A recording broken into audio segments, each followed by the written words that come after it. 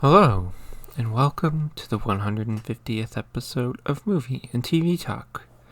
On this episode, I'm going to be discussing and giving my thoughts on Sonic the Hedgehog 3. Remember, there will be spoilers, so let's run fast into this. This movie really isn't all that different from the second movie. In this one, we get introduced to Shadow, who starts out acting all bad guy-like. Of course, Shadow has a tragic backstory that plays into why he doesn't like or trust people and whatnot. Shadow then makes the mistake of trusting Eggman and his grandpa, which ultimately leads to Shadow getting betrayed by the duo because the grandpa wants his big planet-destroying laser weapon. So then Sonic and crew have to team up with Shadow to defeat the bad guy duo and save the day. As they do. It is very similar to how things went with Knuckles in the second movie, so no, Shadow isn't dead at the end if you watch the post-credits scene. I'm going to say something that probably only applies to me, but after 3 movies of it, the humor just isn't doing it for me. I'll give that it is consistent through all 3 movies, but that's it. They don't do anything to really change it up and keep it fresh.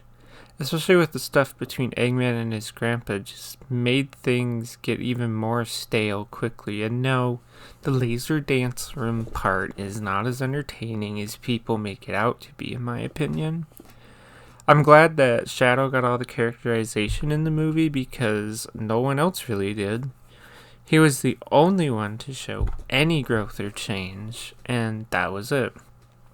Something that really didn't make sense to me is how in one moment of the movie, Shadow is shown to have a motorcycle and a gun, but then he ditches the motorcycle after the chase with Sonic and never uses the gun, so why bother with these at all?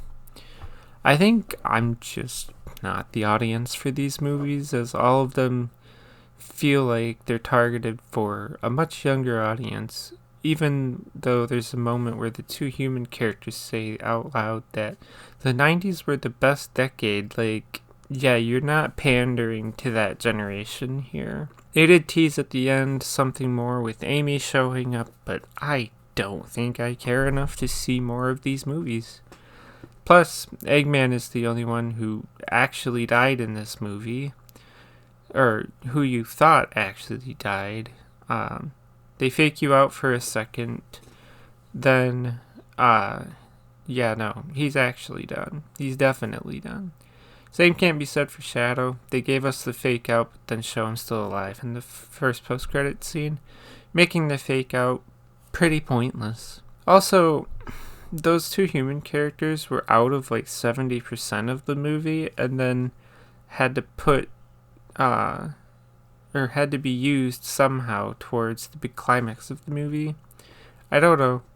I honestly have never been that big of a fan of Sonic, and seeing these 3 movies has not done anything to make me want to play any of the games. With that, Sonic the Hedgehog 3 is just an average movie.